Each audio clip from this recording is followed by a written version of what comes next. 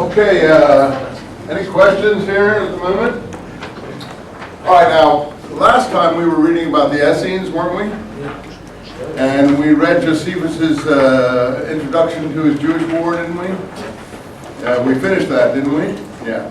And we were doing the description of the Essenes in the Antiquities, right? And we started to look quickly at the description of the Essenes in the Jewish war, which was more extensive. And I told you that there were some things that had this is the last thing I'm going to do from Josephus, by the way, these two things I'm doing here. That I said there were some things that were taken from the description in the Jewish war and to some extent put into the Antiquities, right? And I showed you specifically which things those were. They were the matters of how they were willing to martyr themselves, right? I don't remember that. I read that one description here. We read it from the Antiquities. That how the zealots, as it were, the movement started by Judas and Sadduq, S-A-D-D-U-K or something like that, or Sadduq, were willing to martyr themselves. And then here we find that in Josephus' description of the Essenes, which is much longer in the Jewish war, they're divided according to the duration of their discipline into 4 grades. And so far as junior members inferior to seniors, that a senior, if not touched but touched by a junior, must take a bath or must take a ritual immersion, a purity immersion, as if contact with an alien. Notice when Peter and others get in the situation in the book of Acts, Peter says that he has never eaten anything unclean. And at one point, someone says, if you go into touch a foreigner or something like that, you're in a bad situation. I forget what the actual passage is. That's the kind of thing you look up for me. What the actual passage is in the Gospels, but there are material like that, always negative, heaping abuse on the Jews for such practices. So when you see the attitude of the people who wrote those documents, God, I don't think, wrote Josephus or any other documents in this period. I don't think God does a lot of writing, unfortunately, for those who think he does. But, most things are written by humans, unfortunately, and they may be inspired by God. I don't think Josephus was inspired by God, but they may be inspired by God, but often they introduce some of their own attitudes into what they're writing or redacting or whatever they're doing. Muhammad's a very good example. I heard a student got angry at me in Dead Sea Scrolls class the other day, which I took for Mr. Dubay, because I mentioned that Muhammad has introduced some errors into the Quran, Oh, that's not my fault, that's his fault. I can't help it if he doesn't read scripture, if he just takes a secondhand hearsay. You blame it on an angel, blame it on the Holy Spirit, blame it on whoever you want.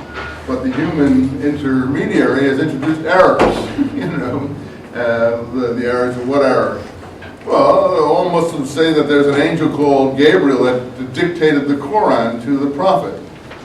And if you know your history of Judaism and Christianity in this period, you know now, what's the first book there, what Gabriel has mentioned it?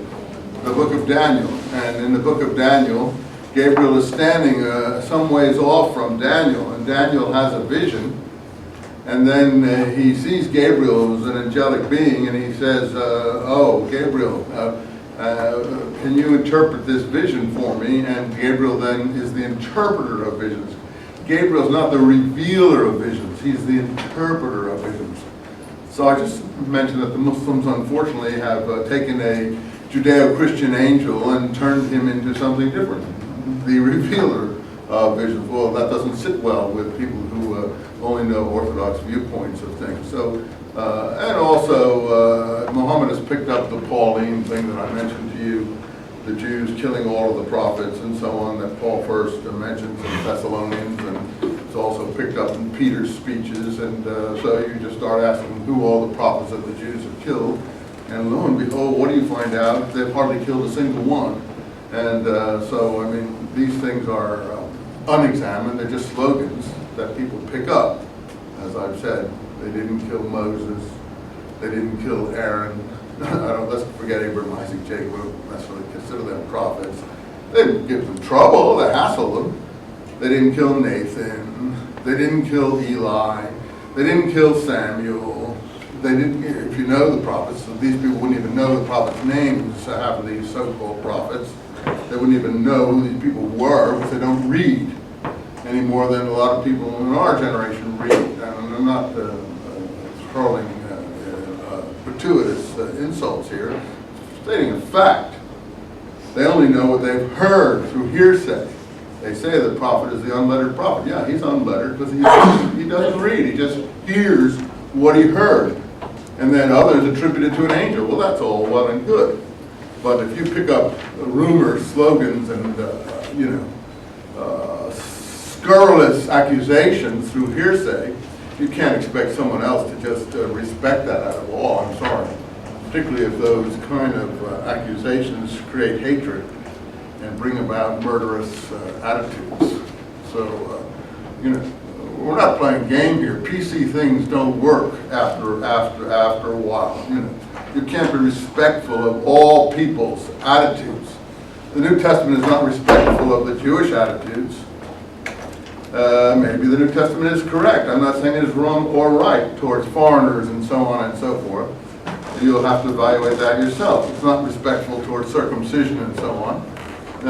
Paul is not respectful to Moses and so on. I don't think it's very nice, but on the whole, you can't. If you don't agree with something, you can't be totally respectful to it.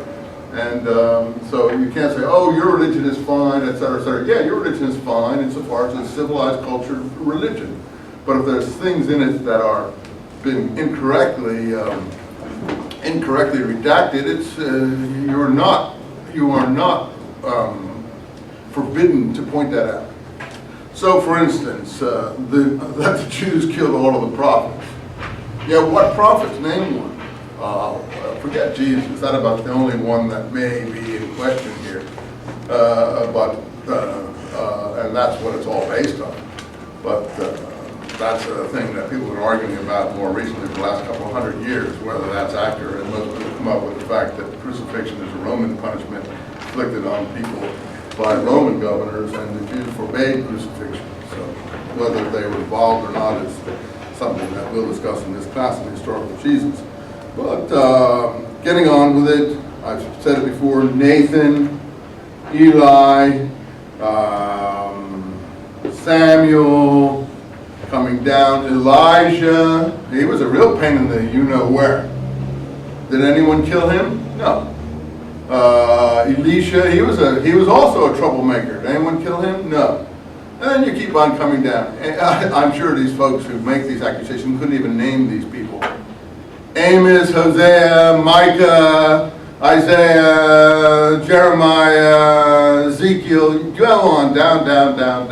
There's some question about Zechariah, perhaps. But we don't know whether the Jews killed Zechariah. He may have been killed in internecine strife. There's some question about how he was killed. So that's maybe one in 1,000 years you can mention. So this is the kind of thing, and yet everyone's heard it. It's like rubber stamp stuff. So when it comes out of the Koran and it's attributed to the angel,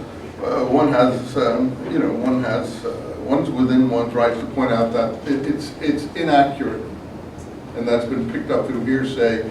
And who was it who said the unexamined life is not worth living? I think it's Socrates.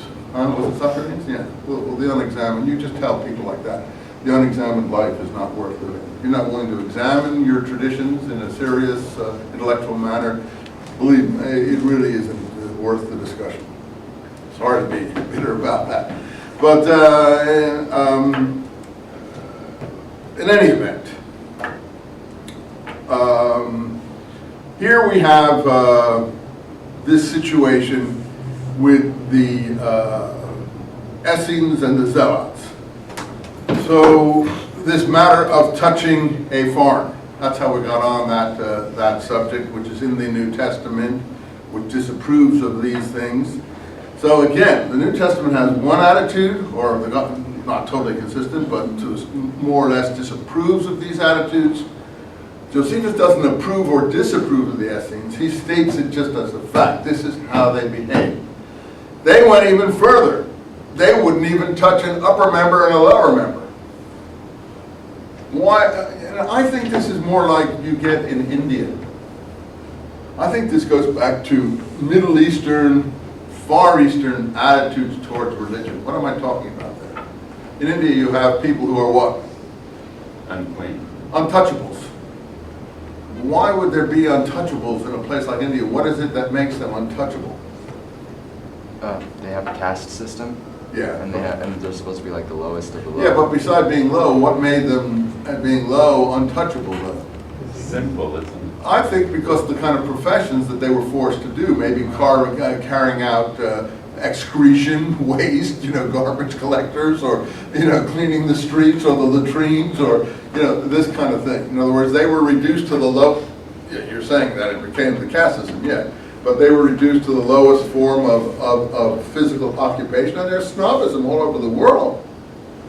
Not just in the West. I mean, Japan is a country that has an immense amount of snobism, and not a caste system, but certainly a very rigorous delineation of people on different levels. I wouldn't want to say classes as such, but and foreigners are certainly not. I like the Japanese society, frankly, but foreigners are certainly not looked on with any great admiration, except Elvis Presley, maybe, and Marilyn Monroe, perhaps, and in symbols, icons, but are not looked upon with any sort of admiration in Japan. And if you're Korean, and I'm sure some of you in the room are Korean, you know very well the Japanese attitude towards Koreans. It's a very difficult attitude, that's all I would say. So this is pretty normal that within societies people develop these attitudes towards what they consider higher or lower. And I think this thing in Israel or Palestine at this time more has to do with purity regulations. Certain people were not observing purity regulations. I don't think that they disliked them as such. I don't even think it's a caste system, snobism. I don't think in India, in response to this gentleman's answer here, I don't think in India it was something to do with necessarily hating or disliking, maybe it came to that. But it was usually that the priest class had to observe certain regulations of purity, the Brahmin class. And if they mixed with others who were not observing these regulations of purity, bodily purity regulations, and I'm not familiar with all the Hindu bodily purity regulations that are, where would you find these? I think you'd find them in the Upanishads and in the, there's another literature aside from the Upanishads that I can't remember the name of it at the moment. Can you remember the other literature that there is? Not the Bhagavad Gita. No, that's a later one. Huh? Yeah, the Vedas, thank you, the Vedas. That's where, in the Vedas, more than even the Upanishads. You'd find it in the Vedas, all the purity regulations for the priest class. And of course, in Persia, like India, what do you have? A caste system, a priest class on top, Magi, if you want to call them in the New Testament, and they too are observing extreme purity regulations, aren't they? And therefore, it would be a problem in contact with them. Well, in Palestine too, Israel, Judea, you have the problem of extreme purity regulations. And the Essenes are definitely observing extreme purity regulations. You see it here. Extreme purity regulations are in effect. And if you read the Dead Sea Scrolls, extreme purity regulations are the name of the game, are totally ineffective. As I make a point in the preface to this book here, which is it going to be? Is it going to be what Peter learns in the book of Acts? Lord, I have never touched anything unclean. When Peter sees the heavenly tablecloth come down from heaven, now look, you will agree with me, it's I think Acts 8 or something like that, that the heavenly tablecloth coming down from heaven. How many are familiar with that episode?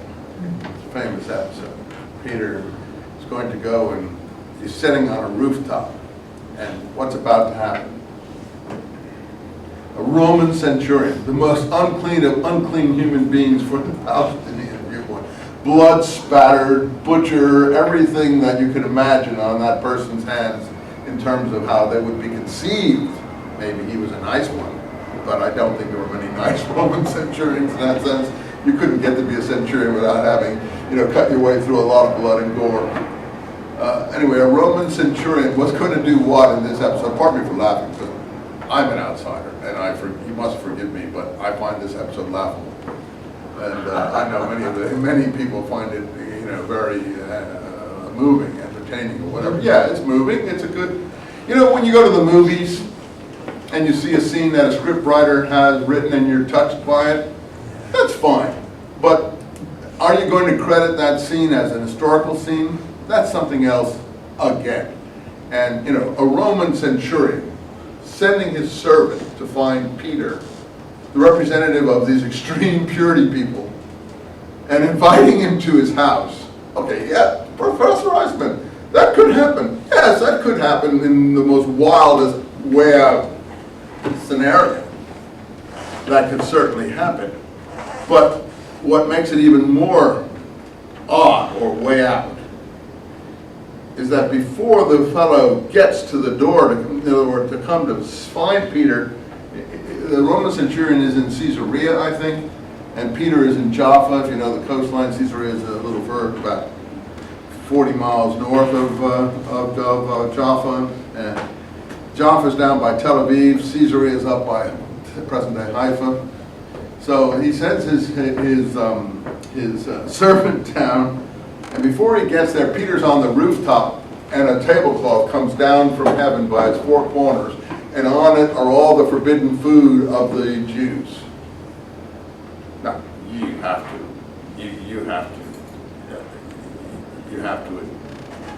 admit, at least the littlest, that there is some degree of certainly symbolism here. But how should I put it? Imagination at work here. That's the most kind way I can put it. That this is a supernatural episode, not the normal run-of-the-mill historical material. A tablecloth comes down from heaven with all the Jewish forbidden foods on it, and a voice cries out from heaven, what? Eat, Peter. No, I think it says, eat, Peter, eat, or Peter, kill and eat. Definitely not a big thing for the vegetarians, kill and eat, and definitely not a good thing where Jewish dietary regulations are concerned. And what does Peter call back? No, Lord, no. I have never eaten any unclean thing. How many are familiar with that? Well, no, I've never eaten any unclean thing. To my mind, that's the historical Peter. I know I'm getting way ahead of you guys here on this stuff, but this is what the background material we have to do the historical Jesus, because Jesus is somewhere in the middle of this. We have to find where he stands on these issues. Is this the historical Jesus, or is it not the historical Jesus? Anyway, Peter says, no, Lord, no. I have never eaten any unclean thing. What's wrong with that episode right there? What if Peter is Jesus' closest follower, right? Right? Right. And Jesus taught dietary regulations were no longer in operation. How come Peter had never eaten any unclean thing or didn't know anything about it? So the author of Acts knows very well that Jesus never taught such things, and that Peter never knew anything about it. And the whole thing is coming in with the Pauline mission. The author of Acts knows it. So what does he do? He gives Peter a vision, but he pushes it further. He has Peter going so far as to be invited into a Roman centurion's household. Nobody of these Essenes, if these Essenes are anything close to Christianity, as we know it, would ever have walked into an unclean Roman centurion's household. They would never touch anything unclean. What did we just hear? They're willing to undergo any sort of death rather than, you know, eat any unclean foods. They'll go to any extreme. Am I making any sense to you? I'm overgrinding an axe here, but I just want to show you the parameters. You have to decide what you feel is sure, the story is great. I'm not against the artfulness of the story. I told you like art, you like literature, you like representational things. I accept the symbolism of that story. That's just a very artistic, artfully done episode. But it illustrates certain things. First of all, the historical Peter, the writer knows, did not eat with Gentiles and didn't know Jesus' instructions that he could do so. Funny, only Paul, who never met Jesus except in visionary experiences, knows this about Jesus. So, you know, this is where the historical Jesus really comes.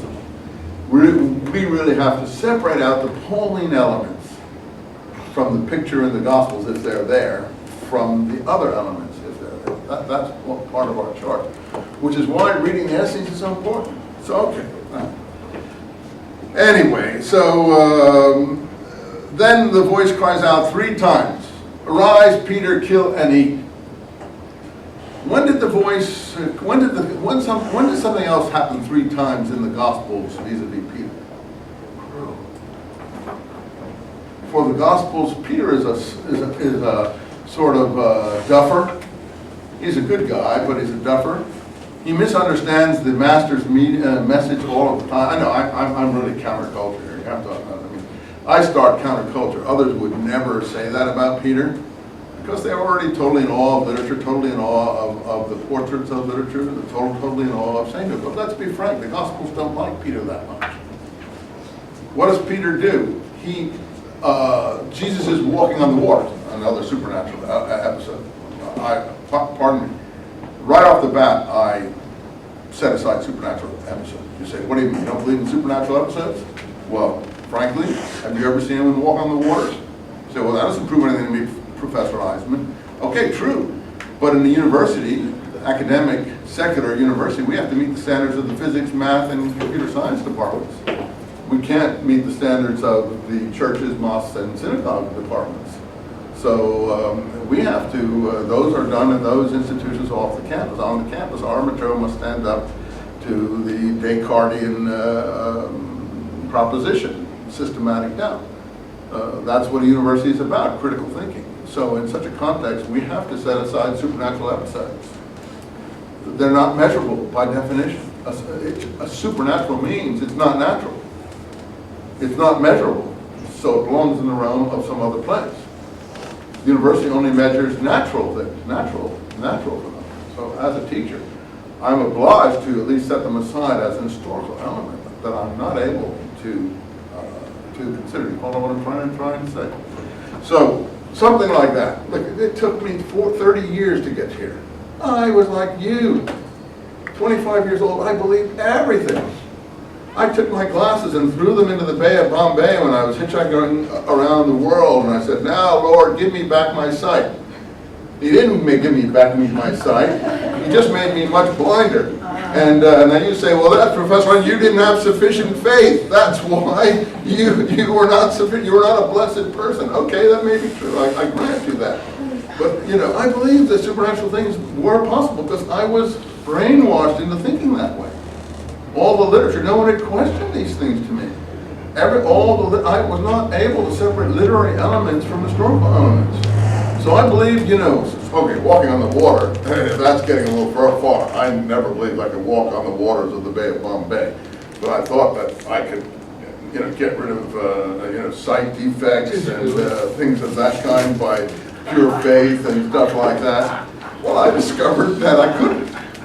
And you say, well, there are people who have been faith healed. Yeah, I'm sure there are in some ways. Some positive attitudes are very helpful. But, you know, some defects are pretty incurable. In any event, supernatural elements, Jesus walking on the waters, and they see him coming across the Sea of Galilee to them. And then Peter wants to walk to Jesus. How many know that episode? And what happens to him? He sinks. Well, that's not a very pro-Peter episode, is it? What's Peter's problem? He's weak in faith. Oh, ye of so little faith. Whose doctrine is faith? Faith in Christ Jesus saves. Who? That's Paul's doctrine. So that's not just an entertaining, inspiring episode. That's also a polemical episode. That says Peter was weak in the quantity of Paul. That's polemics. You see this Peter? He was weak. And where is Peter and Paul at odds in Paul's letters? Where are they at odds? In one of the ones that we read. Galatians 2. Galatians 2. When Peter came to Antioch, I defied him to his face, because previously he had been in the habit of keeping table fellowship with Gentiles, but when the message, I got this by heart, having repeated it 50 times or so, but when the messengers of James came down, he no longer would keep table fellowships with Gentiles. And then I said to Peter, you hypocrite. And then Barnabas joined him in this hypocrisy. He uses the word hypocrisy if you look at the Greek. I showed you, he uses it. And I told you that Augustine wrote to Jerome in the 500s and the 400s, the 5th and 4th and 5th century, rather, the 5th century. How dare Paul call the saintly and wonderful Peter a hypocrite? And Jerome was an older scholar living in Palestine at the time. Augustine was in North Africa.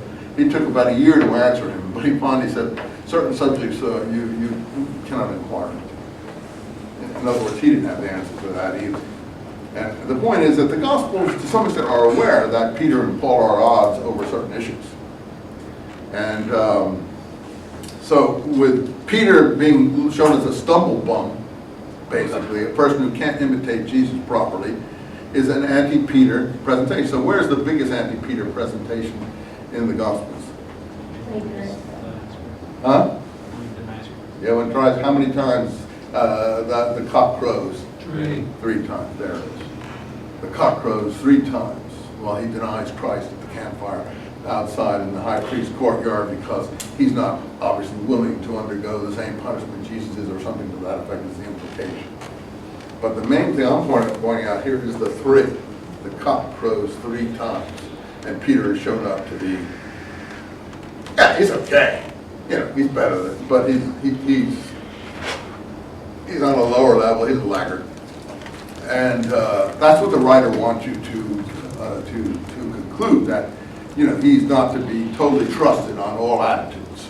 And that's what we have here. 3 times the voice cries out from heaven before Peter will say, yes, okay, Lord, I have now learned not to call anything unclean, nor any man profane. That's the end of the episode in Acts, right? Anyone disagree with that? That's the end of the episode? How many? I hope you go and read it. You'll find it in Acts 8, 9, or 10 somewhere.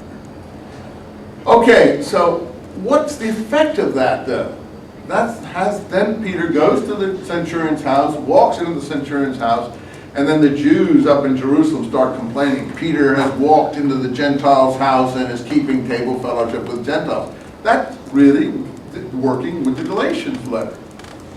That's working with the Galatians letter, on the theme of the Galatians letter. Should he keep table fellowship with Gentiles or not? But that also shows that the author of Acts knows that Jesus didn't regulate that matter in his lifetime. That the historical Jesus, if Jesus had regulated that matter in his lifetime, Peter would be the first one to know. That's my position. So by being so zealous to attack the issue and to Paulinize Peter, the author of Acts gives away some strong data about Jesus. Some real strong data. That is that Jesus never regulated that particular issue. Okay, forget that. The point is that in that, we have some implication of keeping fellowship with Gentiles.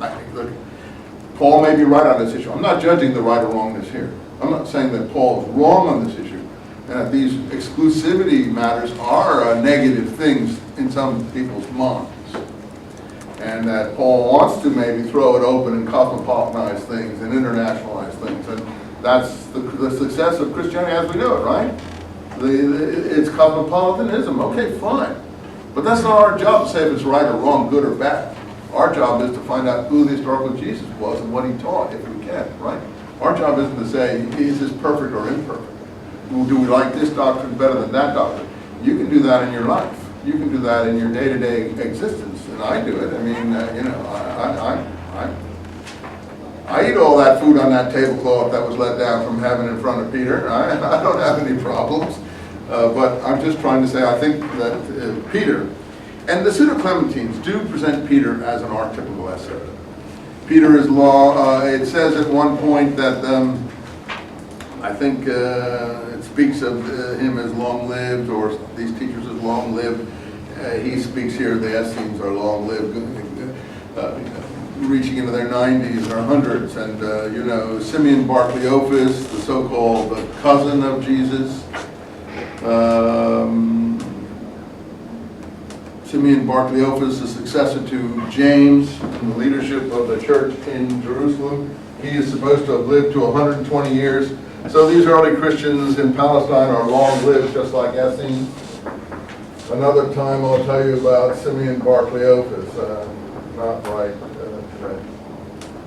So on and so forth. So they're long. Peter is presented in the Pseudo-Clementines homilies, particularly as a daily bather. He rises at dawn to meet the sun, just like the Essenes do here. He bathes before eating on a daily basis. He's a daily bather, what we call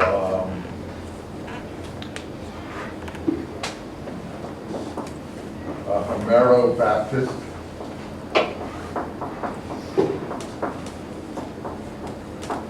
I go into these things a lot, and I put them on the table.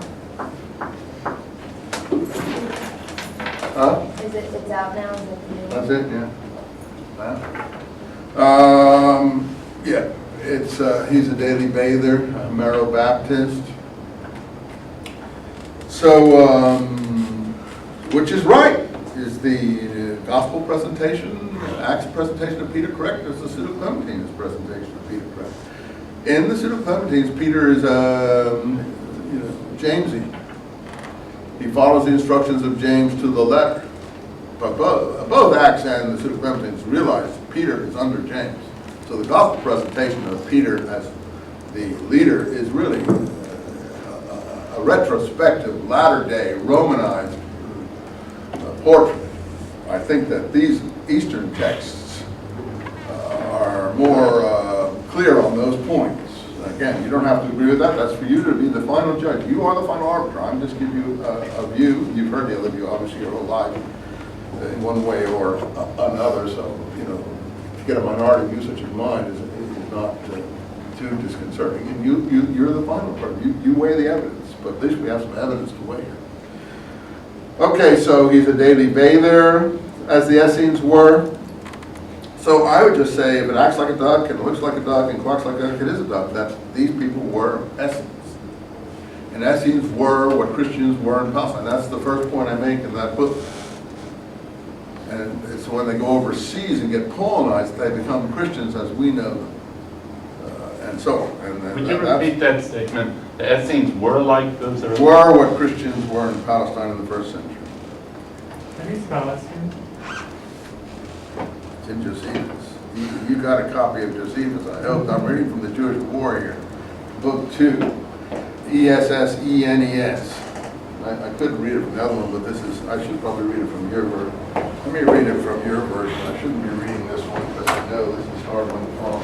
I got so many versions of the Jewish Warrior. 1, 2, I got 3 versions of the Jewish Warrior. This one is a collected one you can get cheap in any bookstore. I got actually a 4th one, in fact. This one here. Oh, that's a pretty good. Yeah, these are from church publications. You can get them in any church bookstore. They're worth having. And this is the Greek Hebrew one, so that Greek English one, so you know that if you need to look up a word, that you can find it. And then this is the Penguin one that's been completely beaten to death over many years of use. Let me see if I can find that. I don't know. Here it is. So he says here, among the Jews there are 3 sects, 3 schools of thought whose adherents are called Pharisees, Sadducees, and Essenes respectively. think this is chapter 7, page 135 in your translation. The Essenes profess a severe discipline. They are Jews by birth and particularly attached to each other. They eschew pleasure-seeking as a vice, regard temperance and mastery of passions as a virtue, scorn wedlock. They select other men's children while still pliable and teachable and fashion them after their own pattern. Not that they wish to do away with marriage as a means of continuing the race, but they are afraid of promiscuity of women and convinced that none of the sex remains faithful to one man. This is Josephus now. Contemptuous of wealth, they're the poor. James's community was called the poor. They are communists. They have communal property to perfection, and none of them will be found to be better off than the rest. The rules that novices admitted to the sect must surrender their property to the order. That's the common person in early Christianity. So that among them neither humiliating poverty nor excessive wealth is ever seen, but each man's possessions go into the general pool, and that's a big point in Acts, if you know your book of Acts. And as with the brothers there, you say, well, how come you pick and choose? Some things you accept, some things you don't. Well, things that make sense within the context of the period, why not entertain? There's nothing wrong with entertaining things that don't raise a question. You know, when we have other material elsewhere to validate that situation, it's only things like tablecloths coming down from heaven that you consider to be maybe romantic episodes, novelized episodes. To make a point, So you mean a tablecloth didn't come down and then it went right up again? Oh, I guess I should read that. I'm being unfair here to the book of Acts. This is classic. So you must, this is why we don't have great respect for the first part of the book of Acts until 1620. And I told you, what happens in 1620? The we document comes in. Let's see now. Let's see where we are. I guess it's chapter 10, actually, of Acts. And there was a certain man in Caesarea named Cornelius, a centurion of the Italica regiment, a pious man who feared God with all his household. The Roman centurion of the Italica regiment in Caesarea is a pious man, doing many good works for the people and praying to God continually. Well, who does that? That's a picture of James, actually. James does many good works and prays to God. I don't think Roman centurions from Caesarea were doing that, but you say, well, there is one maybe. Well, maybe in Mel Gibson's movies there may be a few, but I don't know. About the 9th hour, he saw a vision plainly, but I won't continue that. Now, meantime, Peter was on the rooftop staying with one Simon.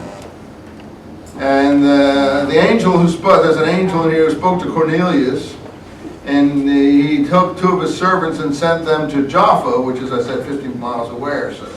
And I love this, and knows the hours, the 6th hour, and so on, to give it historical precision, the 9th hour. And anyway, Peter went up on the rooftop, and he became very hungry and wanted to eat. And they were making ready below. A trance fell on him. Let's see, what's the Greek here? Trance. And he beheld the heavens opening up, and a vessel coming down on him like a giant sheet tied at the 4 corners and being let down on the earth. And in it were all kinds of 4-footed animals of the earth and wild beasts and creeping things and the birds of the sky.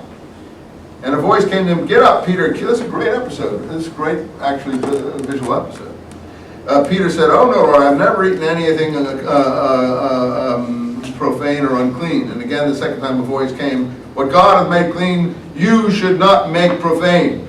And this took place 3 times. Then the vessel was taken back up to heaven.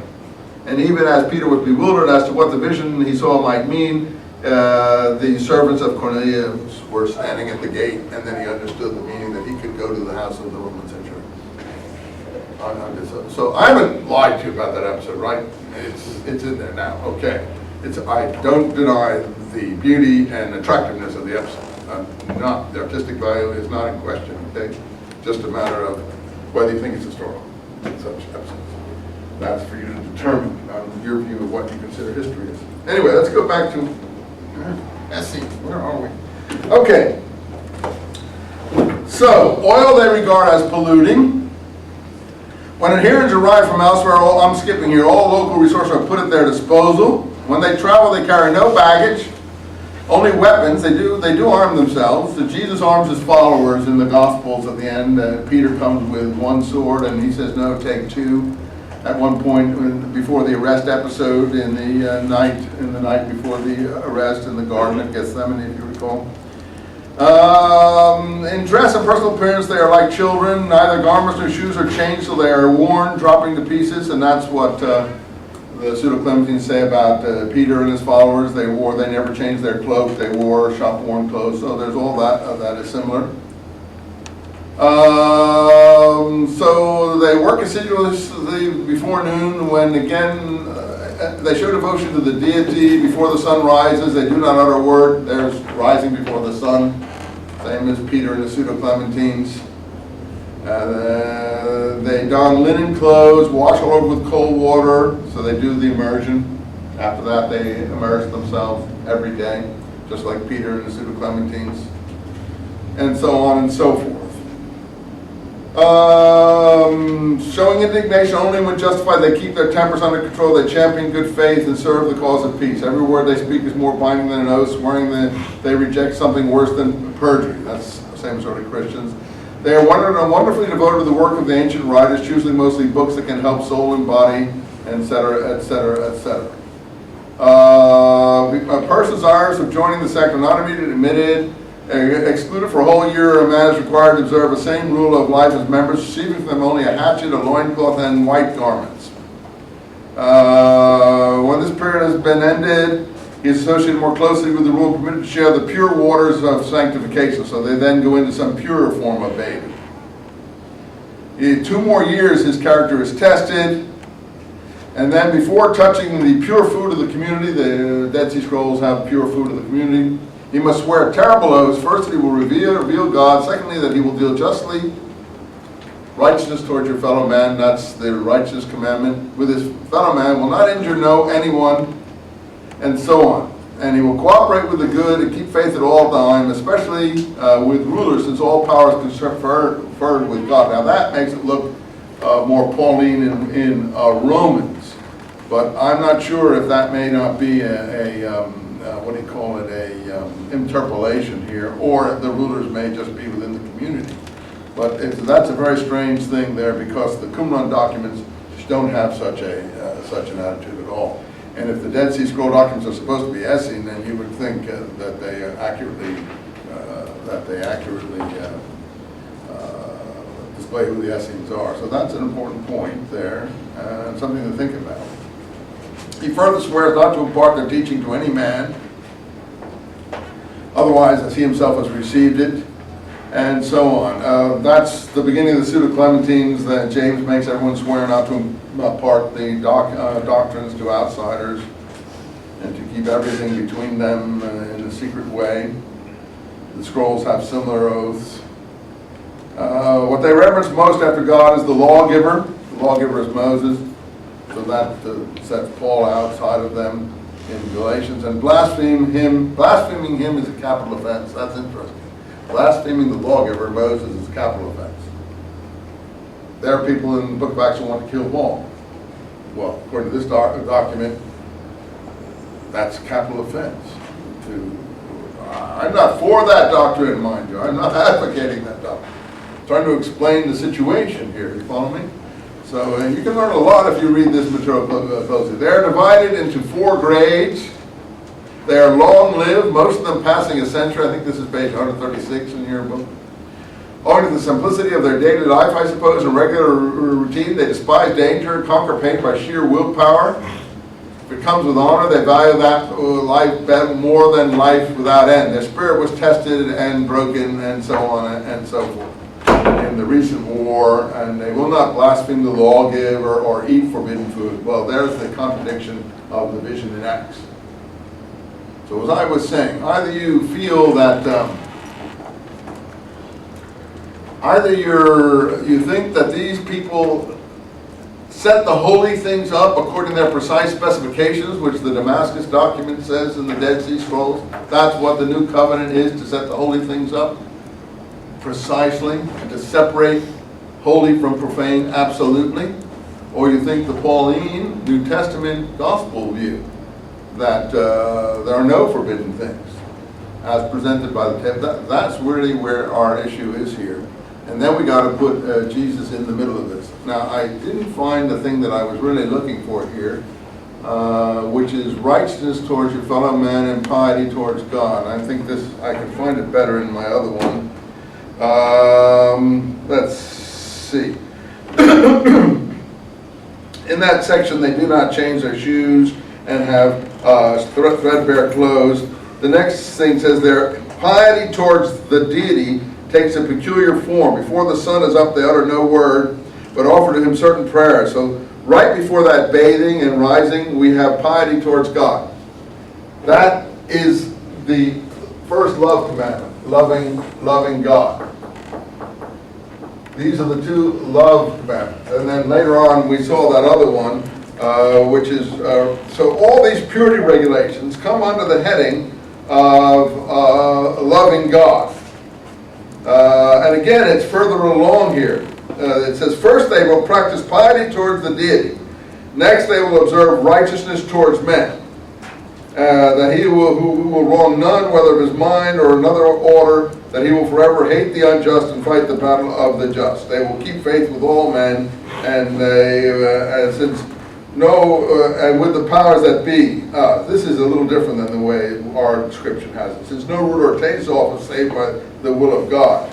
But the question is, I think, which powers that be here that they're willing to recognize. But anyway, but there, right before that, it says they will practice piety to God and righteousness towards fellow man. That's the second love commandment. That is righteousness to fellow men.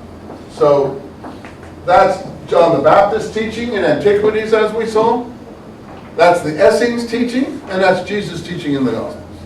So we have a direct line through these three groups. And I probably can show you what's James' teaching too in his letters and what's ascribed to him. So those are the two love commandments: love God and love your fellow man. Righteousness towards God, piety towards God, righteousness towards your fellow man.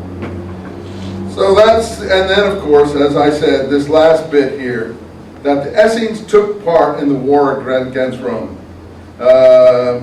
If they touch a junior to a senior, the senior must take a bath, as if contacting an alien.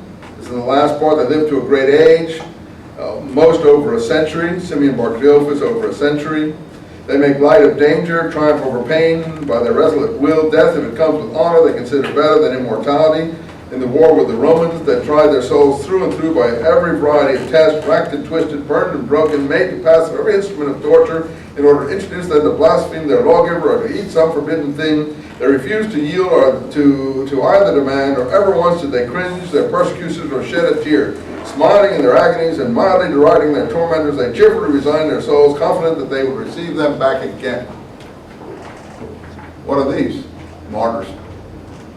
If you want first Christian martyrs, before Christian martyrs, these are the first martyrs. These are martyrs. They're just not Christian in the same quotes, but they are what the Christians feel martyrs are. Who will not, blaspheme, will not utter anything, resign their souls, are prepared to die for their cause. So the only difference is that this was written when? In the early 70s, and the Antiquities was written in the early 90s. And in the Antiquities, he changes his tune. He says this about the movement of Judas and Sadduq, not about the Essenes. So here we see that the Essenes participated in the war against Rome, according to the Jewish war, or what Josephus was calling Essenes. So they're not so peace loving. And here he says they would not blaspheme the lawmaker or eat any forbidden things. In another version of this that I've told you about, a person called Hippolytus, which is 2nd century Roman church theological figure. You can get him in the Ante-Nicene Church Fathers. He says, Josephus goes on here to say there are 4 grades of Essenes. He himself says there are 4 groups of, here at the end here, Josephus says, there is yet another group of Essenes who do such and such, marrying Essenes. and so on and so forth. He spends about 6 pages on the Essenes and maybe half a page on the Pharisees and Sadducees. He's not interested in the Pharisees and Sadducees. He's only interested in the Essenes. Because he's obviously spent time. In any case, Hippolytus has it differently. He says there are 4 groups of Essenes. And it's clearly based on a different version of Josephus. He doesn't, not writing himself, he's cribbing from a different version. And he says one of these groups are called Zealot Essenes. Another group are called Sicarii Essenes. That really, I have that in my book now, very carefully presented to people. It was, I had it in the James book somewhat, but not as carefully presented. Now the Sicarii we meet in the book of Acts. They're the terrorists, called after the, supposedly after the knife they wore under their garments to assassinate their opponents. They're the extreme zealots, but I don't think that's a proper way of seeing them. Judas Iscariot is clearly supposed to be a Sicarii. That's where the word Iscariot comes from. I'll tell you that more when we do the Gospels. There's no other word that Iscariot can even relate to. It's just reverse the I and the S. Sicarios. Iscariot. And I think he's meant to be that. And Judas, don't forget, Judas the Galilean founds the Sicarii. Now the Sicarii didn't call themselves Sicarii. That's a derogatory term used to designate them by outsiders. You don't go around and go, oh, I'm a knife person. No, no. Sika is Roman for short knife. Like the Arab baby knife that they wear on their breast. I don't, anyway, what Hippolytus says, just to clarify this about the Zealot or Sicarii Essenes, is that if they see anyone discussing the law who is not circumcised, they will offer him the choice to circumcise or death. That's like Islam to some extent in terms of how Islam is propagated. In other words, a person like Paul, who thinks he can discuss the law with, this is not extreme in some ways if you understand the period. I know it sounds awful to us, and I don't want to force or not force circumcision on anybody, and it's not the point of my talk. I'm just trying to, but for them at that time, what was circumcision? It's not that it was some sort of wonderful thing. It was the sign of the covenant, that they had taken the covenant upon themselves, upon their flesh. You know, it's a primitive, I'm sure, way of displaying your allegiance to something. The Egyptians had it apparently before them. Muslims have it. Jamesian Christians have it, and so on. Okay, Nazis went to look and see about that before they shoved you into the gas chambers and things. So it has a certain weird hold on people. Spinoza says if it were for circumcision alone, he thinks the Jewish people would have survived. Spinoza, the 17th century philosopher. I'm not advocating it. All I'm trying to say is it had a purpose. It was the sign of the covenant. What were these people saying? You can't talk about the covenant unless you come in under the covenant. You haven't got any right to speak about our covenant unless you first have to take the covenant upon yourself. Then you can debate the covenant. Now, from their point of view, there's a rationale to that. What right does anyone have to talk about Mosaic law or not come in on the Mosaic law? If you don't want to, you don't want to come in, if you don't want to take the covenant upon yourself, how can you talk about the covenant? How can you speak about the new covenant? How can you speak about heirs to the covenant and so on? That's what they were saying. That's what the James party was saying. There's a certain sense to that. But rationally speaking, from their point of view, maybe not from a person who's outside of it. No. So, you know, you have different, so I don't think it's that these, so they would offer people, you know, don't talk about the Mosaic law if you're not willing to come in under the covenant. And the other thing it said that in the recent war with the Romans, this is the Sicarii Essenes now, they were willing to undergo any torture, and et cetera, exactly the words that we have here, and not to blaspheme the lawgiver, yes, and not to eat things sacrificed to idols. It doesn't say eat forbidden things, it says not to eat things sacrificed to idols. Now those of you who know your early Christian history, what is the role of things sacrificed to idols in early Christian history? What if you know Acts, which we're not going to read in this class, which is why I'm summarizing it for you to do historical Jesus, we need all this information. And if you know Acts 15, After the Jerusalem conference, when Paul comes up to teach the way he's preaching the gospel, some people who insisted on circumcision were coming down, Acts 15:1 says, and disturbing his communities in Antioch. So he went up to Jerusalem to put the position that he had adopted before the members of the church. And that's where James first appears in Acts as a bona fide person with no introduction of who he was or where he came from. And he's the leader of the early church. Now Peter's already fled with death sentence on his head because he escaped from prison. And the guards were executed. That was around Acts 11 or something. But somehow Peter's back there giving speeches in Jerusalem, which is questionable whether that could possibly be. But in any case, the way Acts presents it, at the end of the Jerusalem conference, James makes his rulings. This is what we want to put on Gentiles. They shall, how does he put it? They shall stay away from blood, that is the Jewish blood situation, phobias about blood and meat and so on and so forth. So kosher meat is for sure. This, by the way, becomes the base of Islamic dietary regulations. Muhammad repeats it almost word for word in the Quran around 6 times. Stay away from blood, things sacrificed to idols, fornication, and strangled things. Strangled things is a garbling, codified in the Pseudo-Clementines and also in the Quran as carrion. Because carrion used to strangle their victims on the windpipe, beasts of prey when it attacked another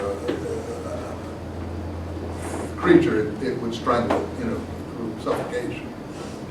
And it's garbling of that word into Greek, but it's much clearer in the Pseudo-Clementines. I give the references in my books, both the homilies and in the recognitions that it has to do with carrion. In any event, Paul debates things sacrificed to idols in 1 Corinthians, where he dismisses it as weakness, and we don't need all that stuff. And heaps of use on it. I've read you that. 1 Corinthians 6, 7, 8, 9, 10, 11, and 12. Paul discusses things sacrificed to idols. So it's clearly he's upset by James's rulings. He knows that this is a ruling that's laid on him. What does he finally come up with at the end? Oh, he comes up with Holy Communion. By the very end of his discussion of things sacrificed to idols, he says, therefore, drink this cup and eat this bread and communion with the body and blood of Christ Jesus. It's his final conclusion. If you read chapter 8 to 12 of 1 Corinthians, you'll see that Paul is very worried and finally dismisses the thing of eating things sacrificed to idols. He says, for me there are no forbidden things. Starts that in 1 Corinthians 6, and repeats it, I think, around 1 Corinthians 9 or 10. And he says, but look, an idol's nothing in the world. But some people have scruples. It means by that some people observe the law. They're weak. Their consciences are weak. Some people are so weak they'll eat only vegetables, he says. Their consciences are so weak. Look, when you're near them, don't disturb their weak consciences by eating things like that in front of them. But as far as I'm concerned, all the food in the butcher shop is clean. This is what he says in 1 Corinthians 8 to 10. Does anyone think I've unfairly represented him? Well, if you read him, you'll see that that's exactly what he says.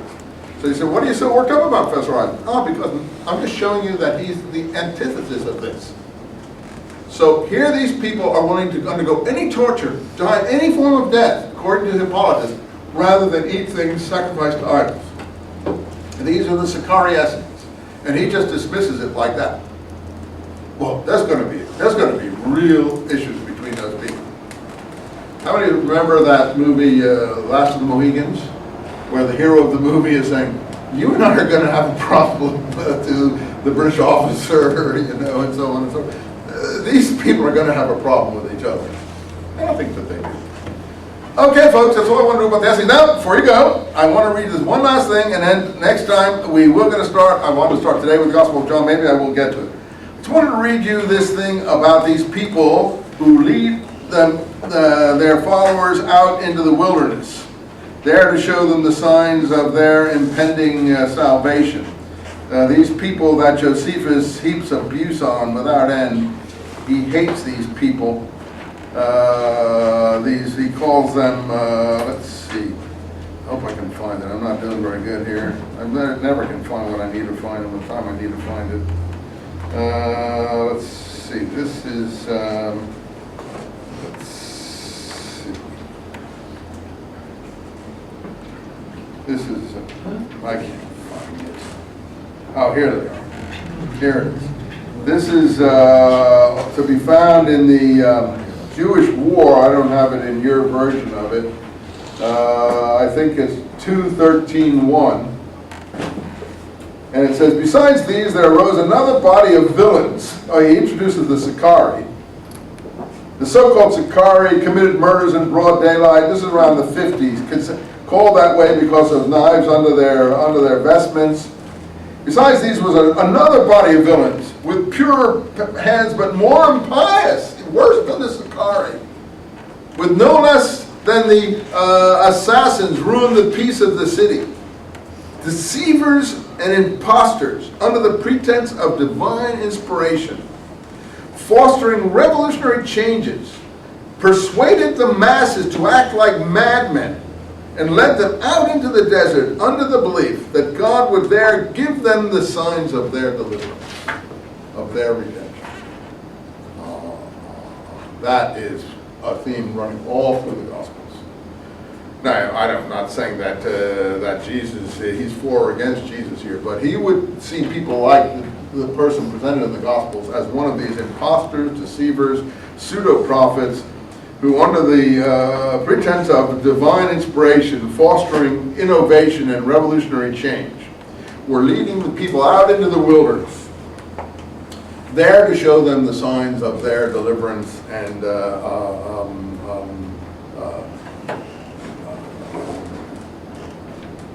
redemption, freedom.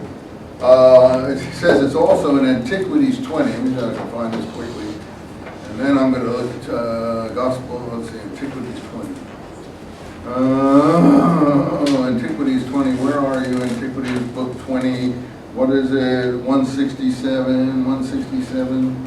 See if I can find it here, 167. It's so hard to get these things. Here we go. Okay, these works that were done by the robbers filled the city with all sorts of impiety. And now these impostors and deceivers persuaded the multitude to follow them out into the wilderness and pretend that they would exhibit the signs and wonders that would show them the redemption or deliverance of God. He says that about 3 or 4 places. Okay, so look at that, signs and wonders. That's what Jesus is presented as doing in the Gospels, showing the signs and wonders. Now, for us, Jesus is the legitimate Messiah. For a person like Josephus, he would be one of these other people. But on the other hand, Josephus is presented as saying Josephus is good. Jesus is good in the Antiquities, and it's the passage that most people think is an interpolation. But in any case, that's where we stand. I don't think we need to read any more of Josephus. Let me just pick up the Gospel of John, if I can, a moment. See if I can get you quickly this link up with the Gospel. So now, you don't have to bring your Josephus anymore. Just bring your Gospels. This is what we're going to work on from now on. Let's see if we can see. Okay, we have the prelude to John, which I'll go back and read next time. I just want to show you. So, John 2. And the third day there was a marriage in Cana of Galilee. Cana of Galilee. Galilee, Galileans. Cana, Canaanians. What are the Canaanians in Hebrew? Canaanians is... Okay. Kana Elohim, zeal for God. The Canaanians, or first C, are the zealots in Hebrew. Elijah has zeal for God. Jesus will have zeal for God also in the Gospel of John. But anyway, there may be some symbolism to this Cana of Galilee. There may not be. It may be a legitimate place. We'll have to look and decide what we think. Jesus' mother was there, and Jesus was invited to the marriage. This is the first episode in John. And when the wine was gone, Jesus' mother said to them, they have no wine. And Jesus answered her, what is that to me and you, woman? My time is not yet come. His mother said to the servants, whatever he may say to you, do it. And 6 stone water pots were there, placed according to their cleansing laws of the Jews. Come on, placed according to the cleansing laws of the Jews. Is this a Jew writing this? No, it's Greek. How do we know it? A Jew wouldn't say placed according to the, he might say placed according to our cleansing laws. It's someone who's outside who feels he has to explain to his audience that these are Jewish practices writing this. This is not a Jewish author, right from the get-go. And that happens all the way through here. According to the cleansing, and that's in the actual Greek, cleansing law of the Jews. I mean, even Josephus wouldn't write like that. It also shows a negativity, a certain contempt for, like the British upper class would have to foreign groups like in India or someplace. You know, these kind of dirty people or whatever. A sense of superiority, and that these are really lower order people, and you know, they have their own odd, bizarre customs. I may be reading too much into it, but you'll decide if that's the truth. I'm suggesting it to you. Jesus said to them, but that's the first evidence of a non-Jewish hand right there. And I'm not trying to do that on purpose, so you have to determine it, because it's very important who wrote this. Is it Jews who wrote this? You say, oh, well, Professor Eisenman, it could be Jews. Yes, it could. But it's very odd to put it like that, of the Jews, like those people over there. If these are Jews writing it. Each one holding 2 or 3 measures. Jesus said to them, see, Jesus is one of us. He's not one of those Jews. Jesus said to them, fill the water pot from the water, and they filled them to the brim. And he said to them, draw out now and carry to the master, etc., etc., etc. And the master of the feast called the bridegroom and said to him, every man first sets out the good wine, and when they have drunk freely that which is worse, but you have kept the good wine until now. This is the beginning of the miracles Jesus did in Cana of Galilee, revealing his glory. And his disciples believed on him. Now, if you look at the Greek, it actually doesn't say miracles, I don't think. Whose gospel has miracles? Whose has signs here? Signs, yeah. Depends on your translation, of course. It says, these are the signs. See, and so what does Josephus says? I'm not saying that Jesus is an imposter or a deceiver. Josephus is more likely an imposter than a deceiver, but he's aware of these kind of people, that this is what they're doing. These showing them the signs of their impending redemption or freedom.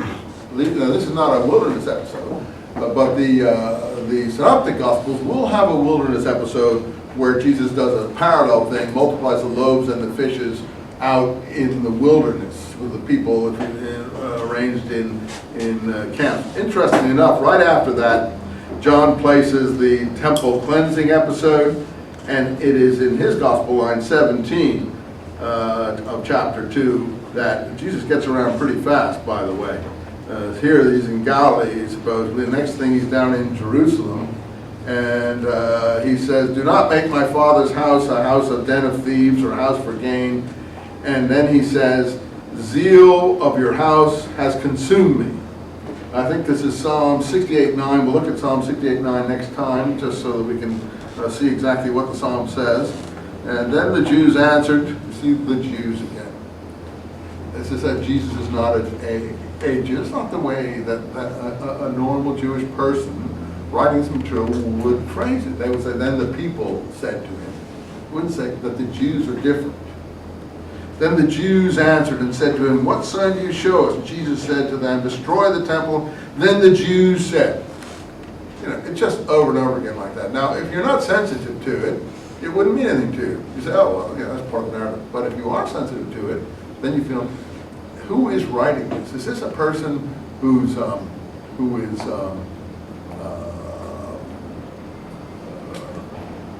is full of equanimity, is full of love for all peoples, is full of basically a charitable outlook towards all, or is this a person who's got some attitudes?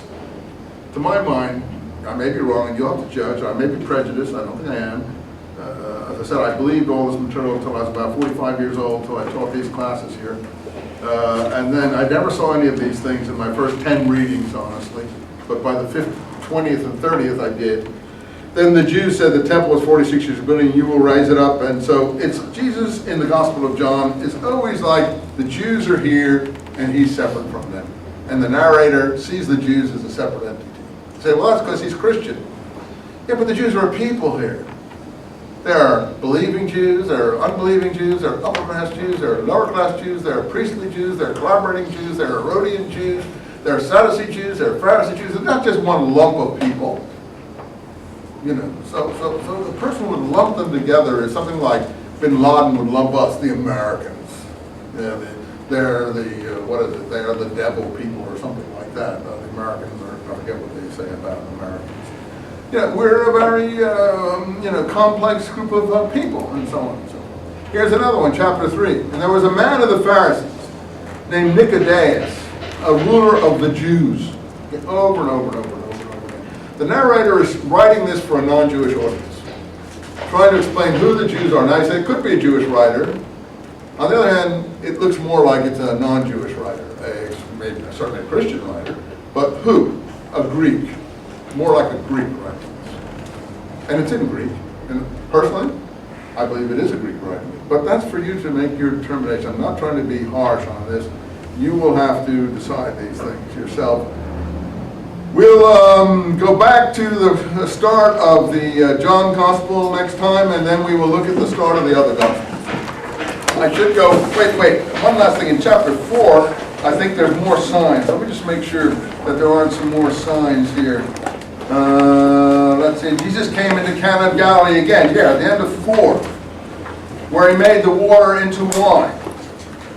And then Jesus said to him, this person who was, I think, doubting, unless you see signs and wonders, you will not believe. So once again, these are, I think here what happens, he raises a son, or a son is close to death, and he says, go back and your son will be living. And so in 54 it says, this is the second sign that Jesus did coming out of Judea into Galilee. This is the second sign. So again, signs and wonders are the name of the day, or the menu of the day for the Gospel of John. And signs and wonders are also the menu of the day for Josephus, and you'll have to put that all together. Okay, now on Gospels only, I'm not going to divert, I promise. You've got your Josephus, you can read your Josephus, you can decide how relevant or irrelevant it is.